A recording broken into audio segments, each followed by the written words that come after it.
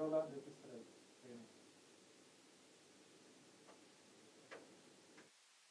ఏం చూపిస్తారు అన్న కెమెరాకే అది పెట్టాల్సింది.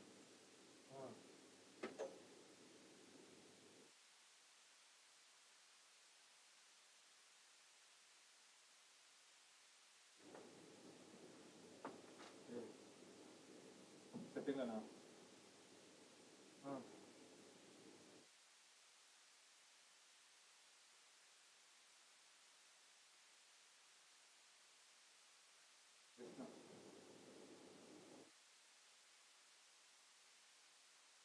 డబుల్ క్లిక్ చేసిన తర్వాత స్క్రీన్ తర్వాత డబుల్ క్లిక్ చేసిన తర్వాత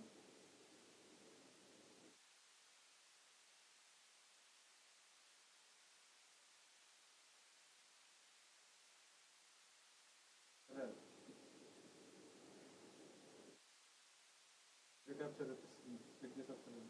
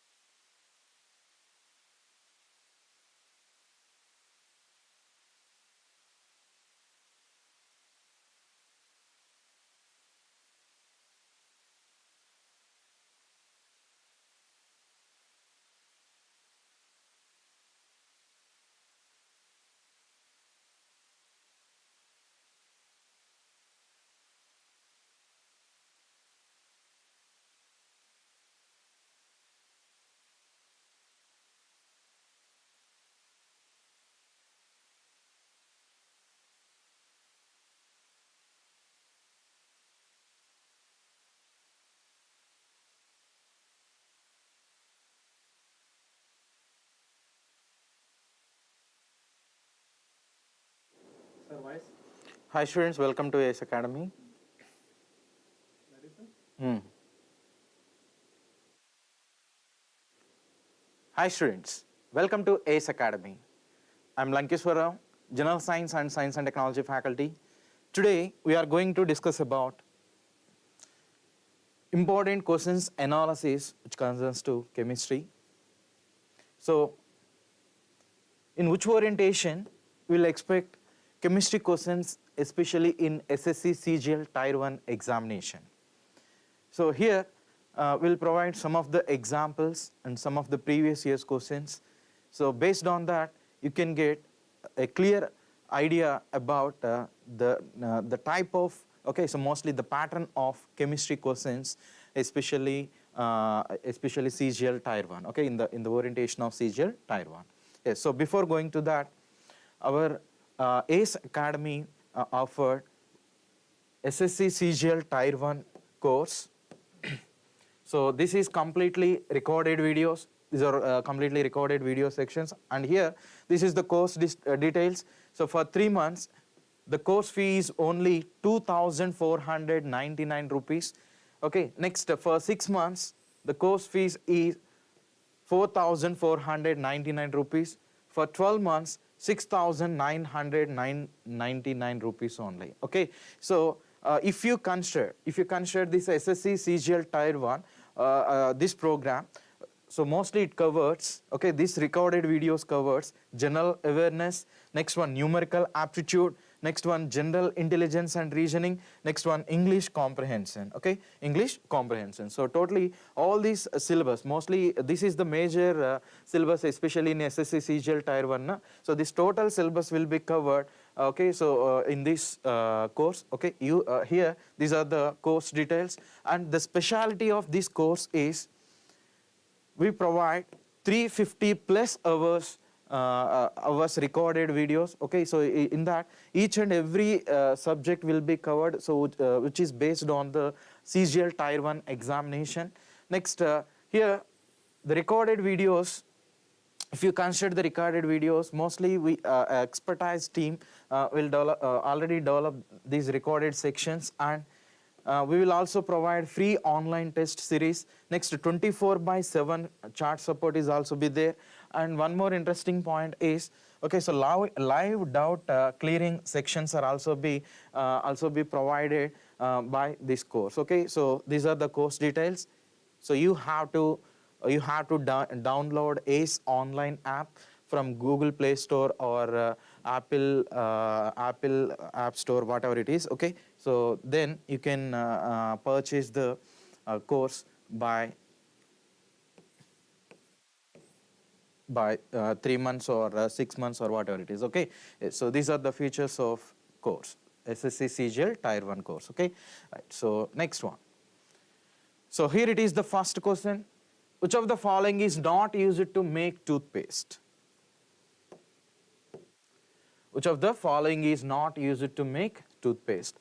So first one silica, second one aluminum oxide, third one galena, fourth one limestone.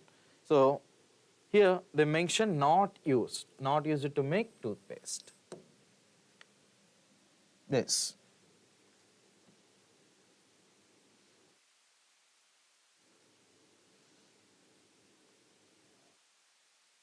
Is anyone?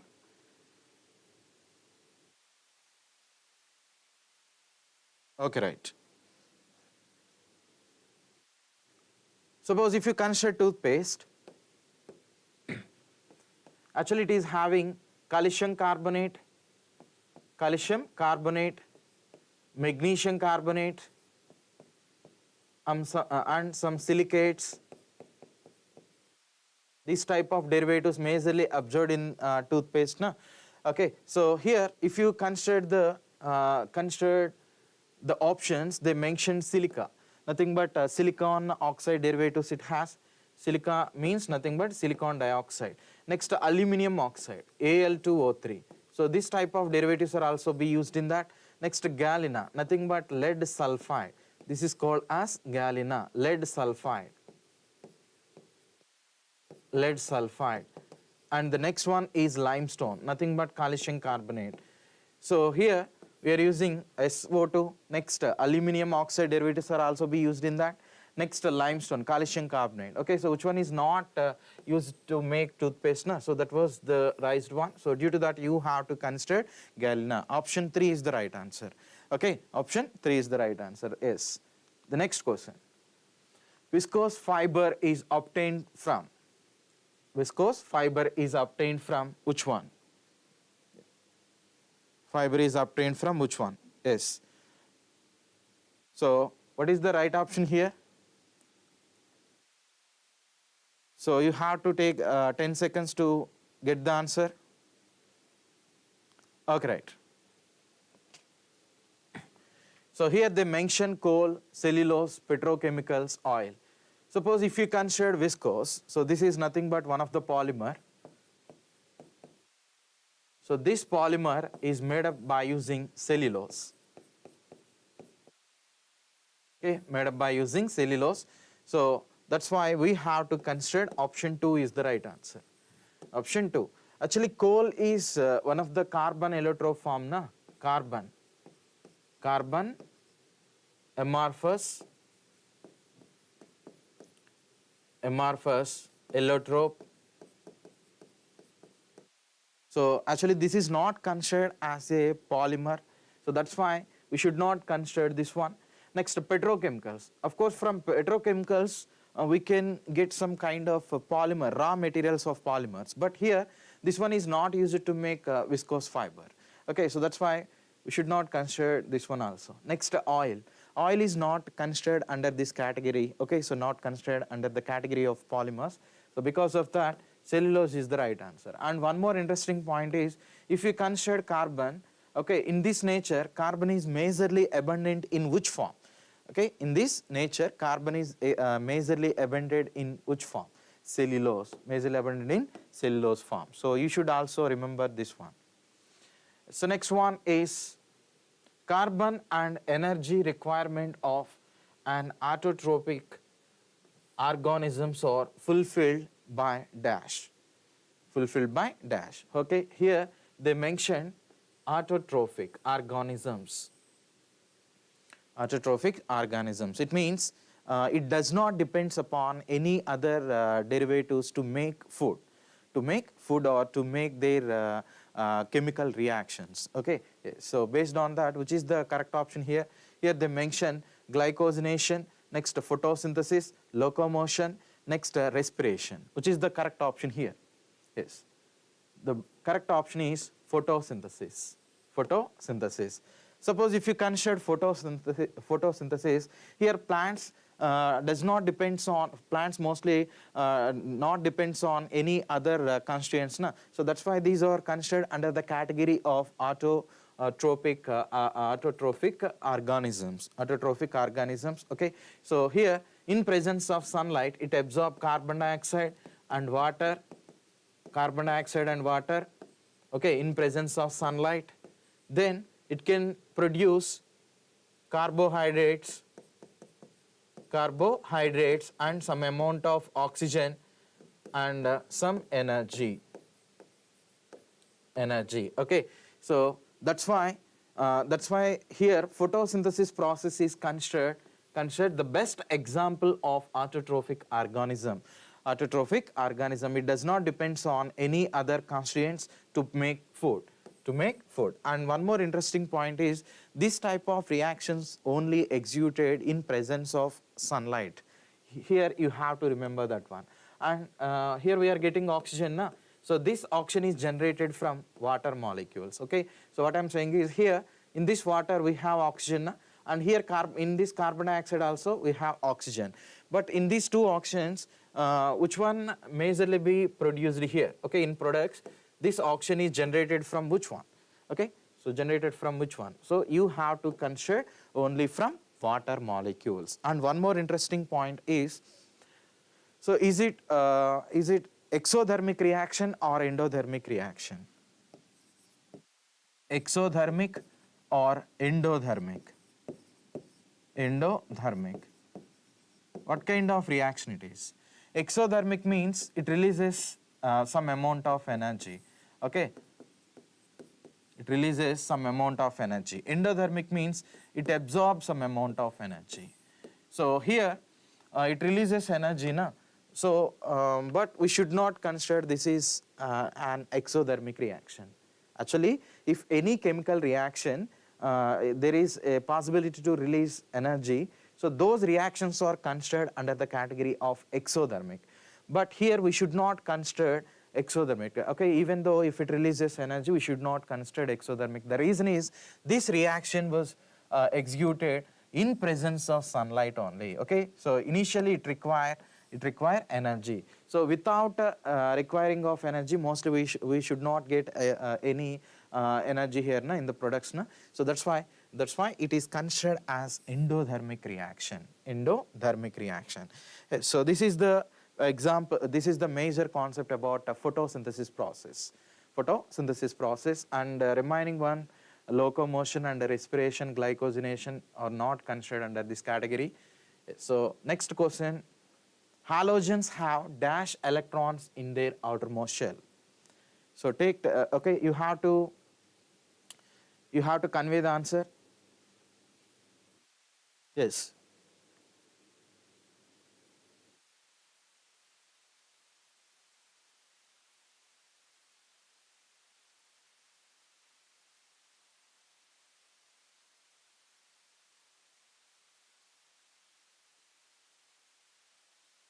So take 10 seconds to complete, to convey the answer.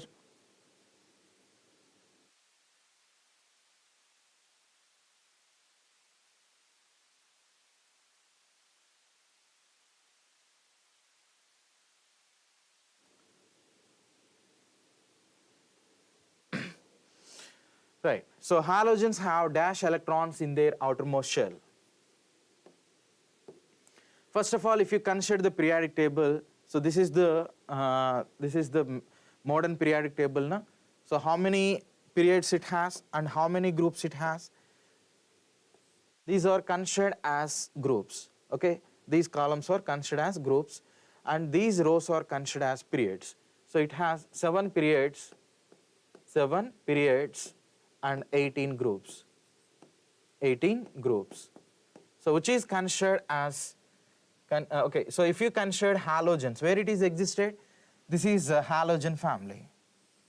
Halogen family, fluorine, chlorine, bromine, iodine, astine, next tennessine. So these are all considered as halogens. Halogens, or it is also considered like 7th A group or 17th group.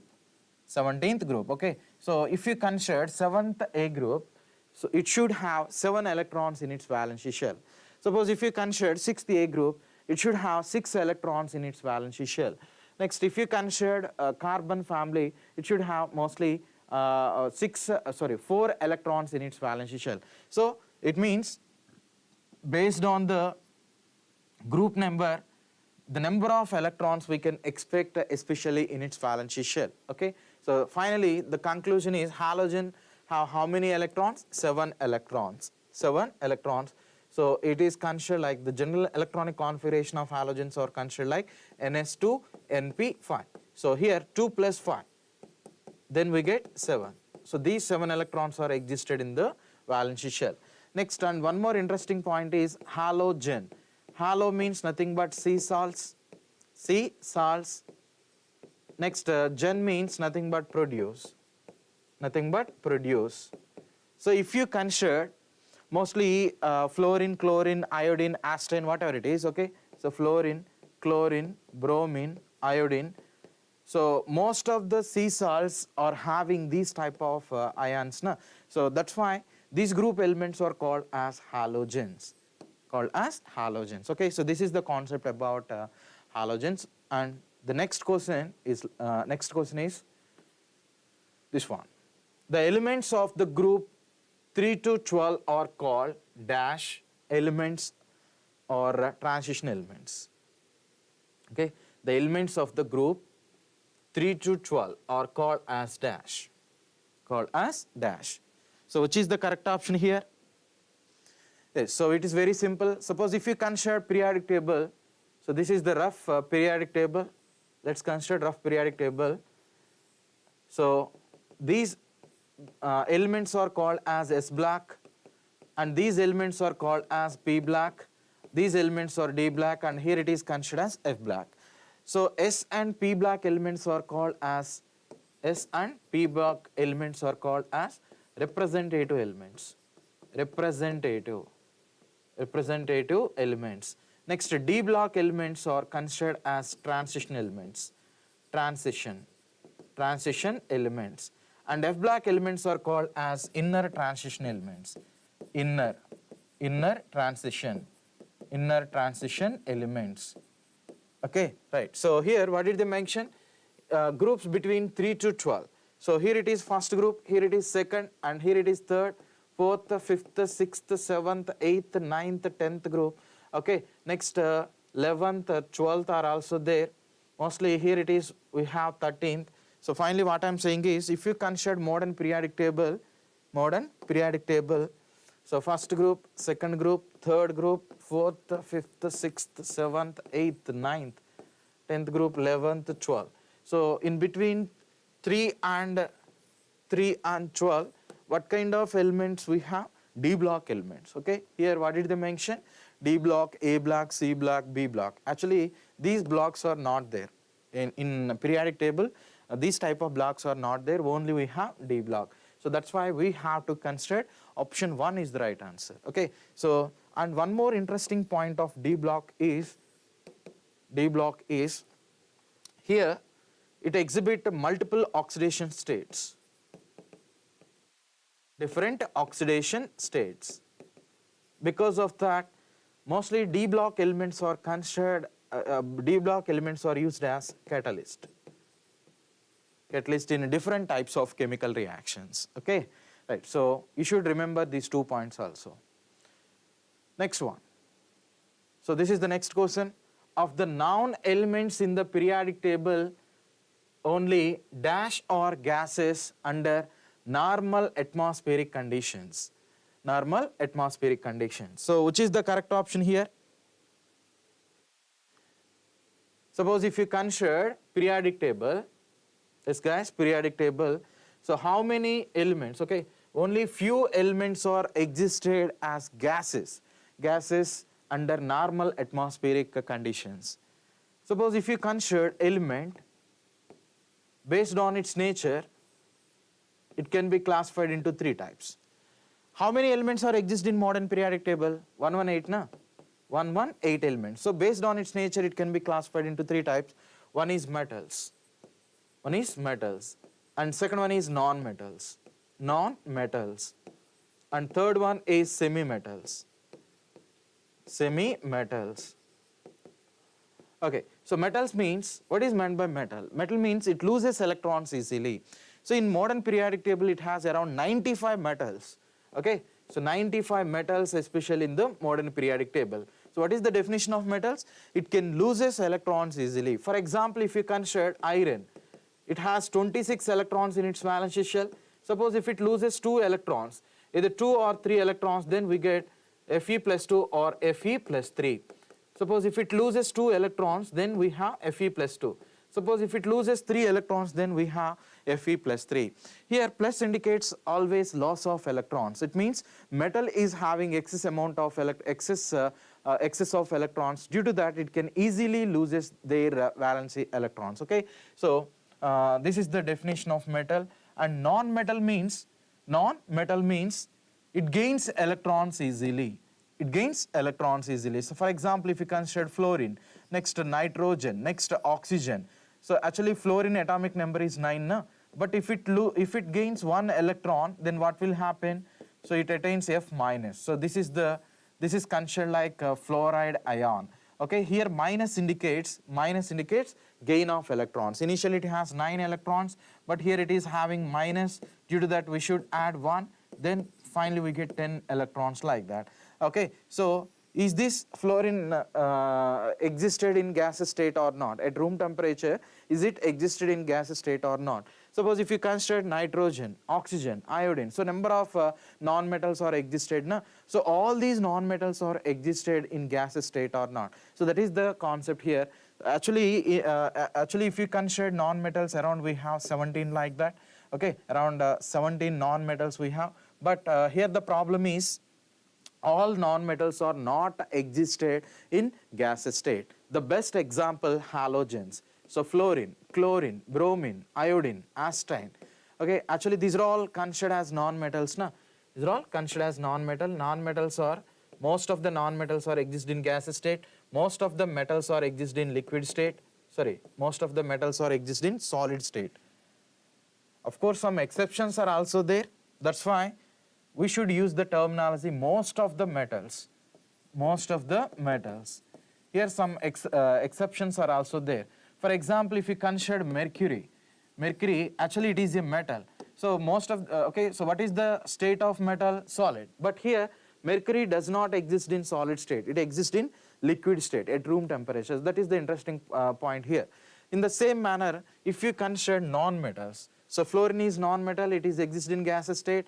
Chlorine, of course, it is also exist in gas state. Next, bromine, it is exist in liquid state. Okay. Next, iodine, it is exist in a solid state. But these are all considered as non-metals. So that's why how many non-metals are existed in gas state? Okay, so at room temperature, if you consider the modern periodic table, so how many non-metals are exist in periodic table? Non-metals are exist in gases, liquid state. Sorry, not liquid, gas state. Yes. Option 3 is the right answer. 11 elements are exist in gas state, like fluorine. Okay, so chlorine. Next one, oxygen, nitrogen. Next one, yes, oxygen, nitrogen. Not only this one, we are also having, yes, We're also having helium, neon, argon, krypton, xenon. Okay, so these are also gases, na?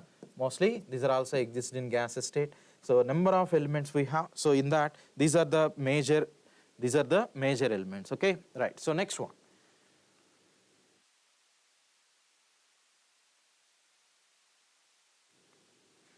So this is the next question. Which of the following is one of the metal used in LED semiconductor technology?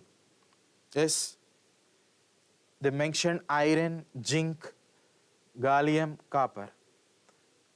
So light emitting diodes are there, na? In that, what kind of semi-metal can be used? So that was the question they majorly mentioned in previous examination. Yes.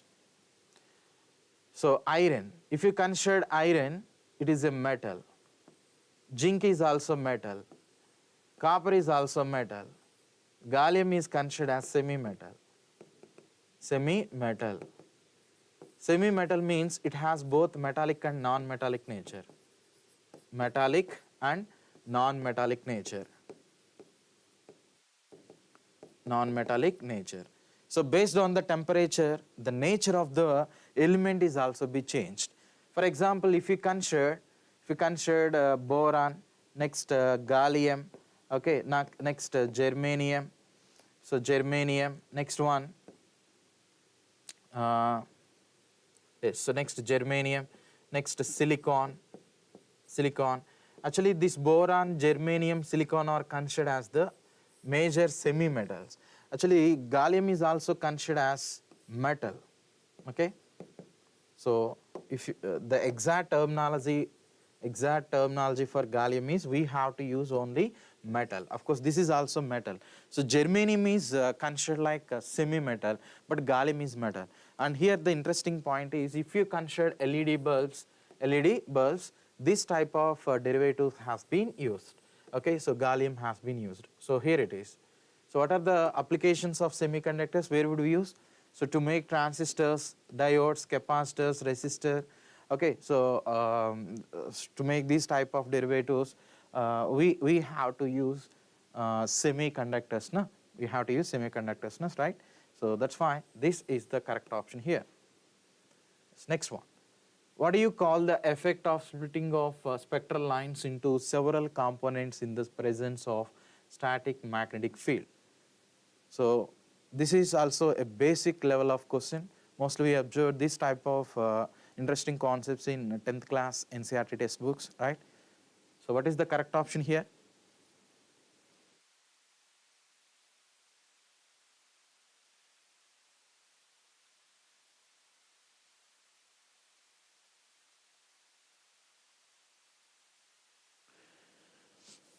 Yes, guys. So what is the correct option here?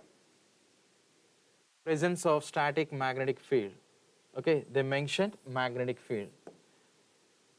Suppose if you consider SPDF, so S orbital, so normally it shows only single line in single spectral line. Na? So P is also like that, D is also like that, F is also like that. But S is having one degenerate orbital, P is having 3 degenerate orbitals, D is having 5 degenerate orbitals, okay, 5 degenerate orbitals, and F is having 7 degenerate orbitals. So 7 degenerate orbitals. So if we keep these type of orbits in magnetic field, either in magnetic field or electric field, then so this single line can be split into like this. Here single line split into 5. Okay, here this single line split into 7. The splitting of spectral lines in magnetic field is called as Zeeman effect. Option 4 is the right answer.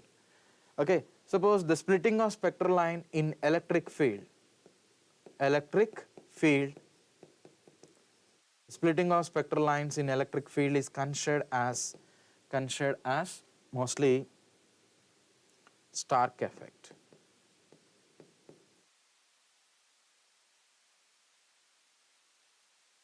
Splitting of spectral lines in magnetic field is called as Zeeman effect. Next, splitting of spectral lines in electric field is called as Stark effect. Okay, so this is the basic concept. Mostly we observe this type of spectral lines in lower standards. Na? So you have to remember these two terminology, right? Next one. So topaz is dash of fluoride, fluorine and aluminum. Here they mention one of the chemical. So in that chemical, what kind of derivatives are existed? That was the majorly raised here. Yes, which is the correct option? Yes guys, which is the correct option here? So topaz. Topaz means like this. Okay, it is looking like this. So nothing but gemstones. Okay, so gemstones. So in these gemstones, we have silicate derivatives. Silicate derivatives along with fluorine and aluminum. Along with fluorine and aluminum. So this is the actual formula. In this formula, we have aluminum oxides, silicon oxides, and fluorine derivatives are also be there. Na? So here they mention fluorine and aluminum. Additionally, we have silicate derivatives. And what are the major applications of topaz? The major application is it is used in jewelries or ornaments, okay, as a gemstone. Okay, yes. Next one. In the periodic table, the highly electronegative halogens and the highly electropositive alkali metals are separated by. If we consider periodic table, so here it is the periodic table. So highly electronegative halogens. Here it is. These are the highly electronegative halogens. Next, and the highly electropositive alkali metals. These are the highly electropositive alkali metals. These elements are called as, if you consider periodic table, these are called as alkali metals, alkali. These are called as alkaline earth metals, alkaline earth metals. Okay, so this is boron family, carbon family, nitrogen family. So these are called as chalcogens, these are halogens, these are called as aerogens. So these highly electronegative elements, these highly electropositive elements are separated by this group. Okay, so this group, so that's why we have to consider rare earth elements. Actually, these group are called as so rare earth elements means mostly these F black elements are called as rare earth elements. Next, noble metals. These are noble metals means copper, silver, gold. These are called as noble metals. Alkaline earth metals. Alkaline earth metals. These are alkaline earth metals. And the last one, yes, and the last one is noble gases. So these are noble gases. No, that's why we have to consider option 4 is the right answer. Option 4 is the right answer. Yes, the next one. Which of the following element salts are most soluble? Which of the following element salts are most soluble? Lithium, rubidium, sodium, potassium. These are all concerns to first group, na? Nothing but alkali metals. Na? Among them, which is considered as the correct option here? Yes. Take 10 seconds and convey the proper answer here. Yes, guys, which is the correct option? Okay. So lithium, rubidium, sodium, potassium. In this, sodium is considered as the correct option. Okay, so sodium related salts. So like sodium chloride or sodium related salts, whatever it is, almost it can easily dissolved in water derivative. Na? Okay, so easily dissolved in water derivative. So lithium, next sodium, next potassium, next one rubidium. So here sodium related salts can easily dissolves in different types of chemical constituents. Of course, it is depends upon the given solvent also. And one more interesting point is sodium and potassium, these two are considered as soft metals. By using knife, we can easily cut these two metals. Okay, so in these two things, which is the softest one? Softest metal is potassium. Softest metal is potassium. And one more interesting point is these elements are stored under kerosene. Store under kerosene. Suppose if it is, okay, why should we consider kerosene? Why don't we consider water or remaining chemicals? Suppose in presence of water, water means H2O, na? If you consider sodium or potassium, okay, either sodium or potassium, what we get? Mostly sodium hydroxide or potassium hydroxide. Along with that, it can generate nascent hydrogen. So this nascent hydrogen is more powerful. So that's why here there is a chance to get some explosiveness. So to overcome this type of phenomena, we have to use kerosene. Kerosene does not generate any oxygen derivatives. Na? So in presence of atmospheric gases or in presence of water, we have oxygen. So that oxygen directly react with the sodium or potassium derivatives. Due to that, it causes some kind of explosive reactions. So to overcome those kind of phenomena, we have to use kerosene or any organic derivatives. Most of the organic related compounds are suitable to preserve or store sodium potassium chemical constituents. Okay. Next one. Almost 98% of earth crust is made up of 8 elements. Which of the following does not figure among these elements? Okay, here they mention carbon, oxygen, calcium, silicon. So what did they write? Almost 98% earth crust is made up of 8 elements. Earth crust. If you consider earth, here it is. This is crust. Next one, mantle. Next one, core. So majorly we are using these 3 terminology. Na? Recently, this year, scientists find out another layer also. Finally, what I am saying is, how many layers are existed in earth? 5 layers. 5 layers, okay. Yes. So final conclusion. So to make this earth crust, how many elements were involved? 8 elements. So here what did they write? Which of the following does not figure among these elements? So carbon, oxygen, calcium, silicon. If you consider earth crust, the most abundant element is oxygen. This is the most abundant element, okay. Around 46 to 47% of oxygen is existed. So this is the first most abundant element. And the second most abundant element is silicon. Silicon, around 28% silicon is existed. Okay, so next silicon, next iron, next aluminium, so iron, okay, so iron, this type of elements are there, and calcium is also be there. But here carbon is not existed. So that's why we have to consider option 1 is the right answer. Okay, option 1 is the right answer.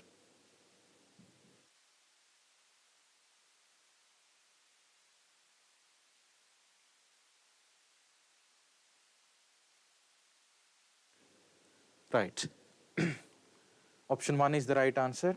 Here it is. If you consider earth crust, so aluminium it has, next oxygen it has, okay, next silicon, iron, calcium, sodium, magnesium, potassium, titanium, so some of the other elements. So here they didn't mention any carbon related compounds. Na? So that's why the correct option is carbon. And one more interesting point, you have to remember which is the most abundant element in the earth crust. Okay, so that is oxygen. Next, which is the most abundant metal in earth crust? Most abundant metal, aluminium, not iron.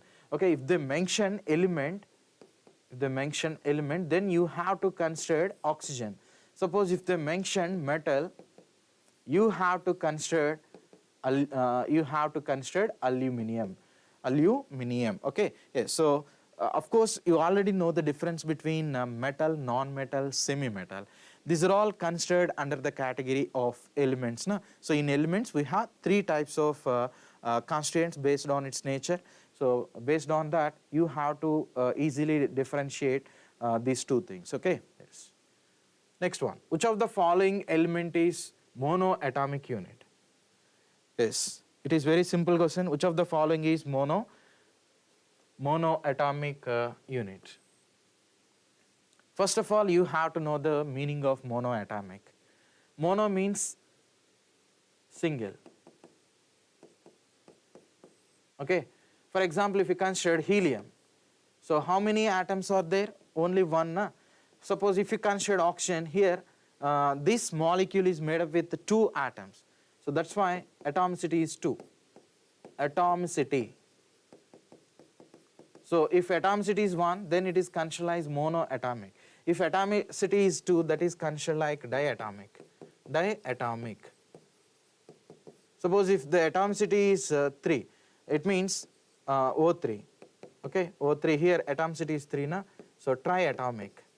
Triatomic. Suppose if the atomicity is 4, tetraatomic. Tetra. So different types of terminology we have. So based on that, we can easily differentiate the existed one. Suppose hydrogen. In this nature, hydrogen is not existed in monoatomic stage. It existed in diatomic stage. Next, phosphorus. So in this nature, phosphorus abundance form is 4, P4, not P. Okay, so not P. Next, sulfur. Sulfur existed in the form of S8. Here the atomicity is 8. Here the atomicity is 4. Here the atomicity is 2. What about gold? Gold formula is always represented like AU. Na? So we should, okay, so mostly we are not using the terminology like this, or we are not using like this, or not using like this. Okay, so this type of terminology we not use. Why? Because in this nature, this gold or silver or copper, some of the metals existed in free state. So those are called as monoatomic elements. Okay, so not only gold, copper, silver, we can also consider helium, neon, argon, krypton, xenon, radon. So these are all also considered under the category of monoatomicity. Next, the color of emerald is generally. Of course, emerald is one of the gemstone. Okay, majorly we are using these type of derivatives in ornaments. Na? So what kind of color it can exhibit? So they mention yellow, green, red, blue. Which is the correct option here? Yes, guys, which is the correct option? Anyone?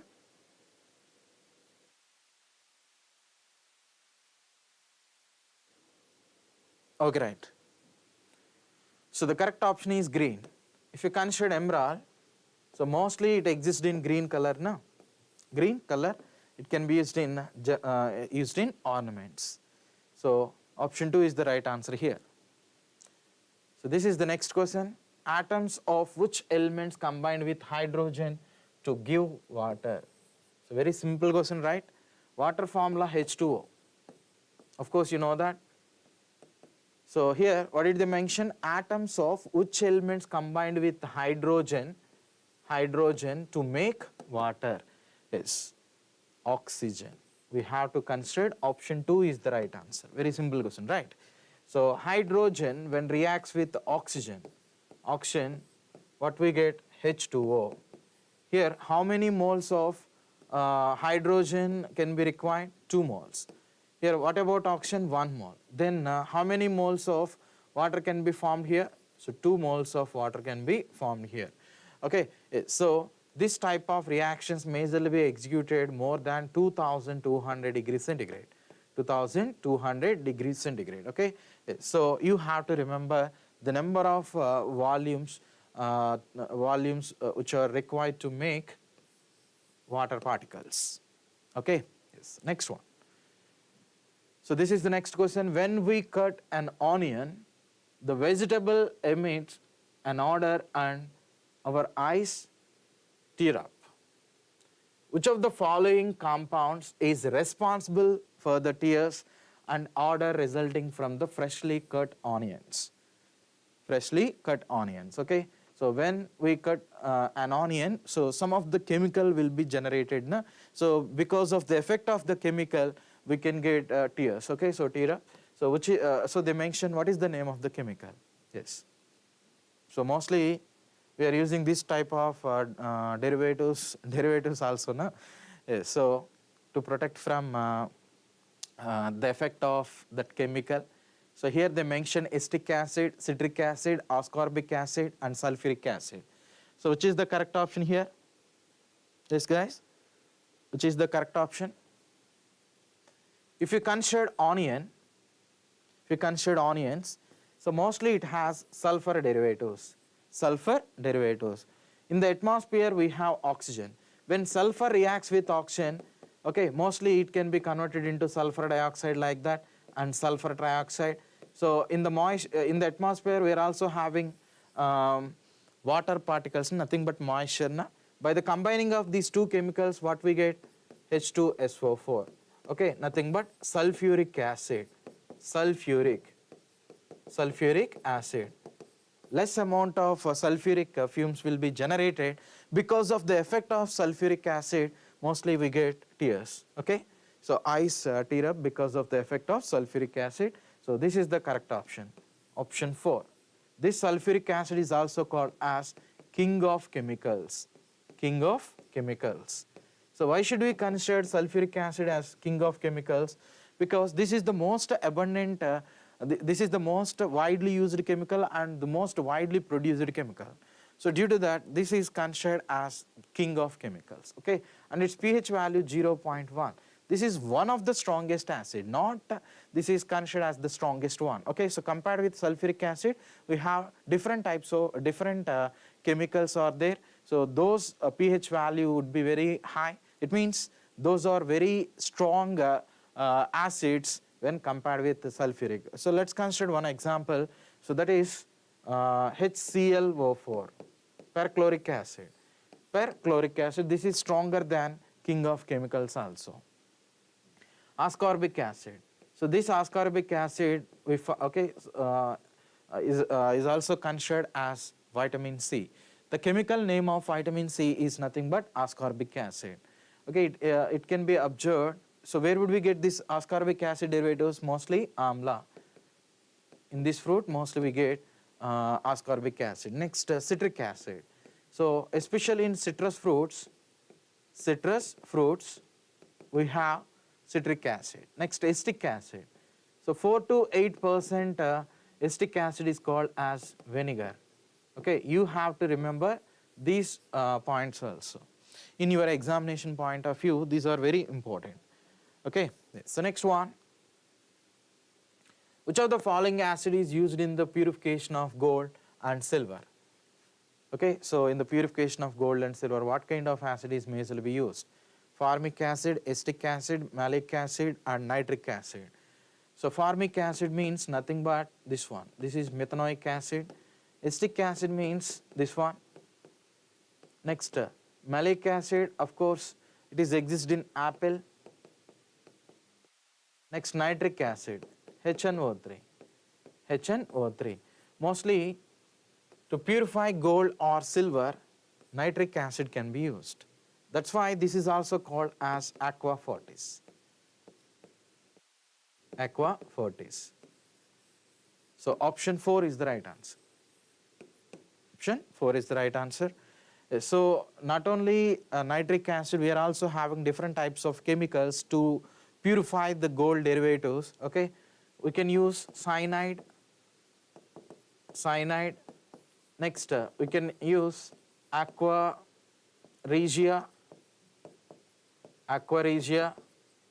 Next, we can also use mercury.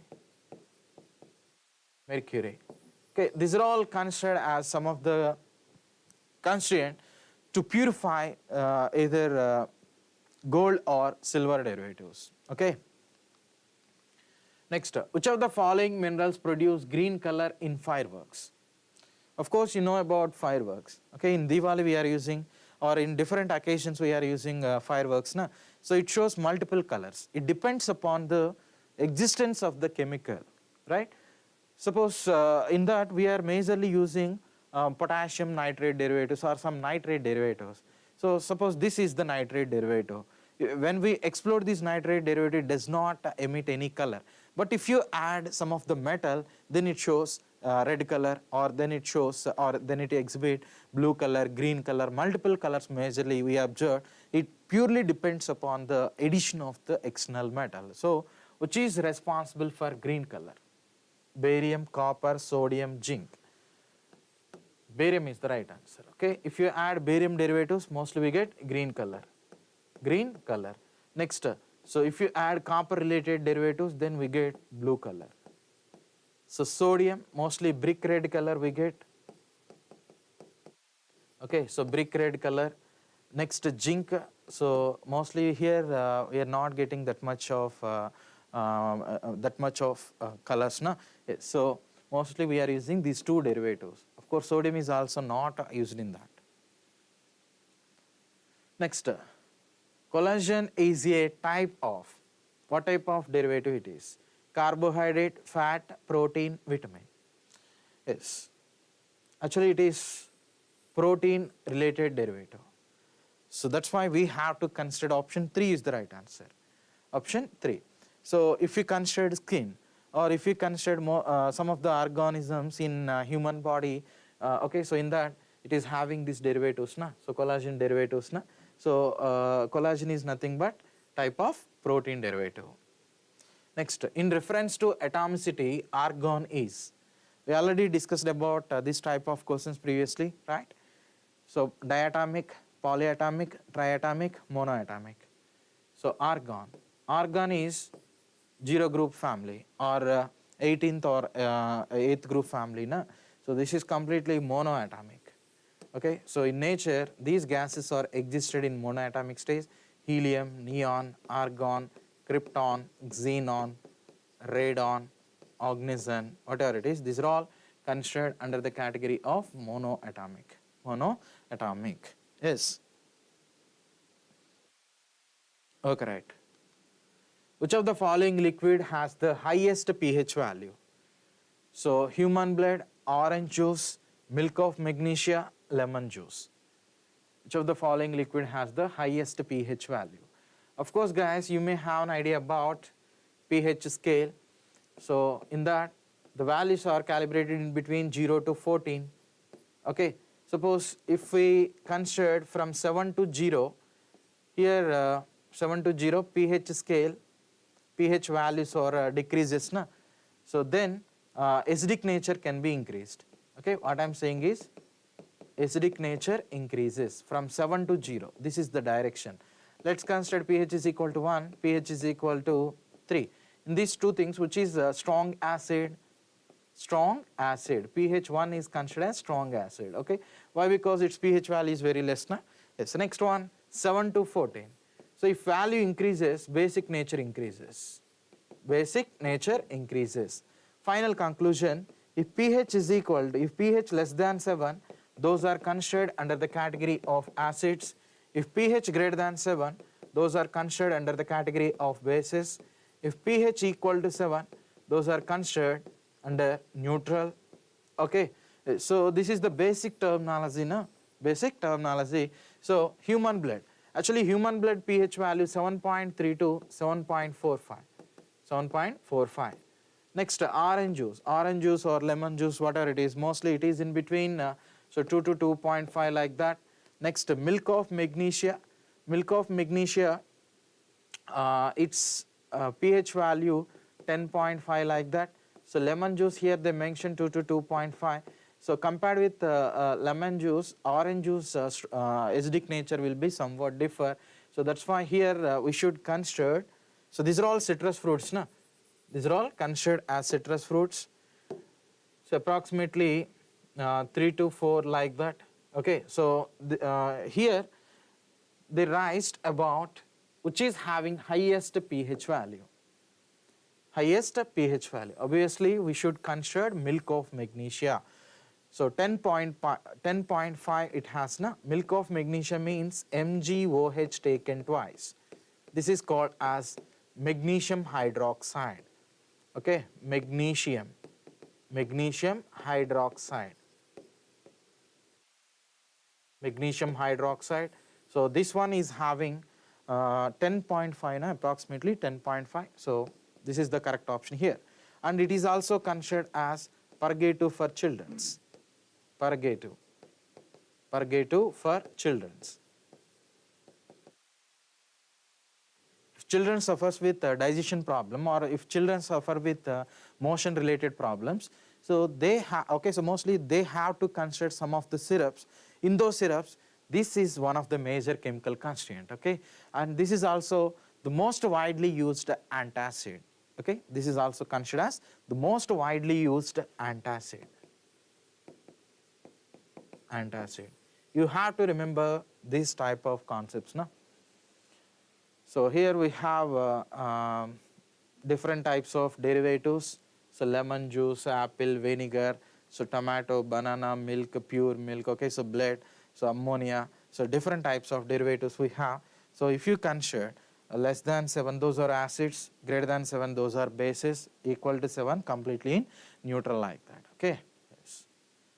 Next, dash is process in which impure water is boiled and the steam is collected and condensed in separate container, leaving many of the solid contaminants behind.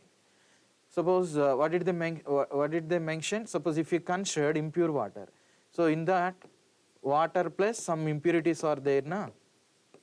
Impurities are there. So water boiling point 100 degrees centigrade, impurities boiling point more than 100 degrees centigrade. Suppose if you boil these derivatives around at 110 degrees centigrade, so from this what kind of vapors we get? Water vapors, na? So why don't we get impurities? Because its boiling point is more than 100. It means around 150, 120 or 200 degrees centigrade like that, okay. So based on boiling point difference, we have one of the method to get pure water. So the name of the method is called as distillation, okay. So it means here this is the equipment, this is the process. So in that we have to consider impure form of water. It means nothing but salt water. So salt boiling point is more than 100, nothing but 150, more than 150, just like that. Water boiling point is 100 degrees centigrade. If you apply around 110 degrees or 105 degrees centigrade, mostly water vapors we collected here, na? These water vapors separately we have this cooling system. This is nothing but condenser. By using this condenser, finally we can get the water molecules, okay. So this is nothing but distillation process. So that's why we have to consider options 3 is the right answer. Next, sedimentation, filtration. So these two are filtration and decantation. These three are approximately similar. So here we are using density based concepts. What I am saying is, let's consider water plus some impurities. So this impurity is having high density.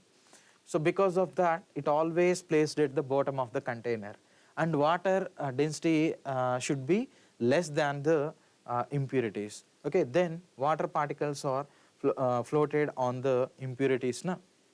Or existed on the surface of the impurities, na? Based on the density, if you separate these two constituents, that is nothing but sedimentation. Filtration is also just like that, okay. So decantation is also considered in that orientation. So here the correct option is 3. Next, the horizontal rows in the modern periodic table are called horizontal, like this. These are called as periods. How many periods are exist in modern periodic table? 7 periods are there, okay. Which is the shortest period? First one, okay. So first period is considered as shortest period.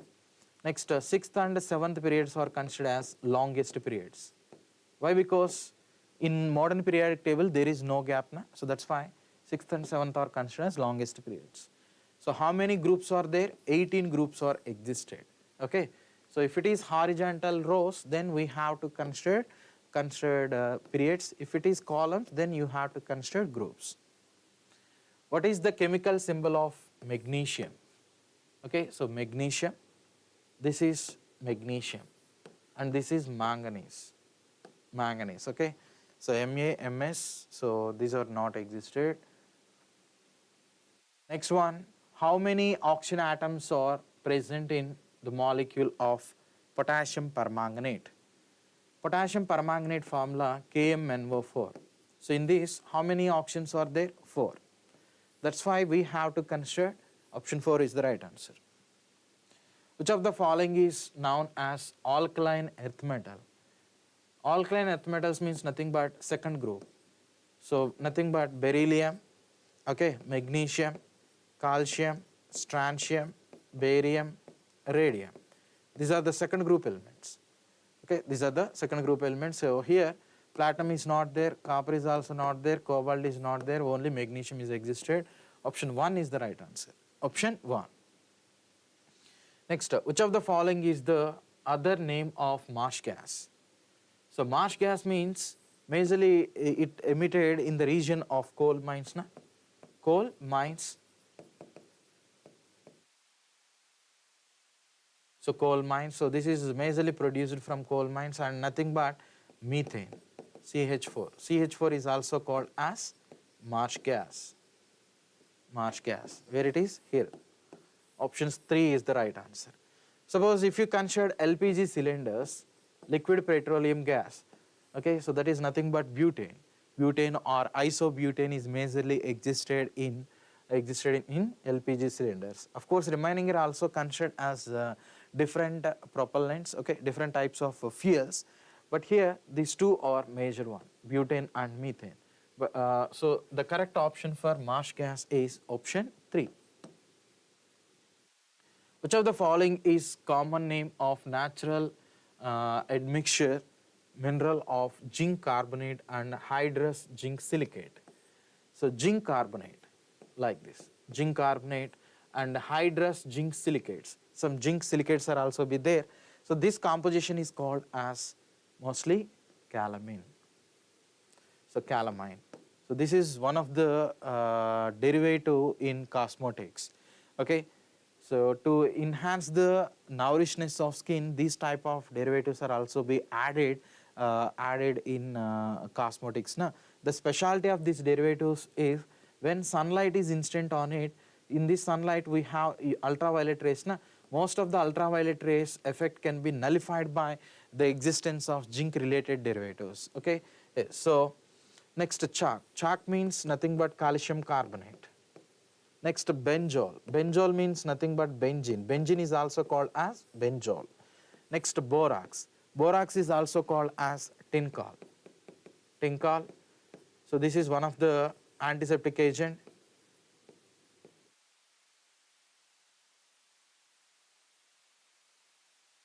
This is considered like tincol.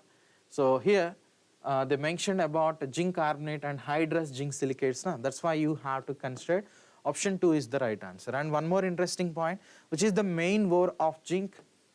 Zinc is majorly extracted from which derivatives? Calamine.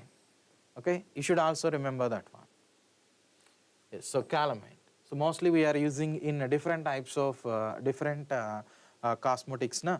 Okay, so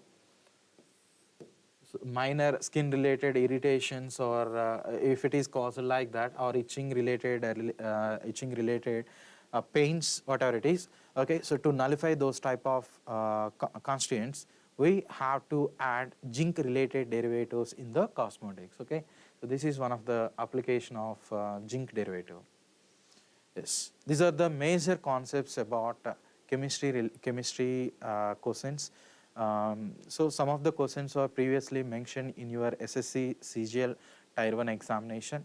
So mostly you may get some idea about chemistry related questions in SSC CGL Tier 1 examination. So they simply raised on the basic phenomena. So like symbols. Next one, most of the questions are related to periodic table.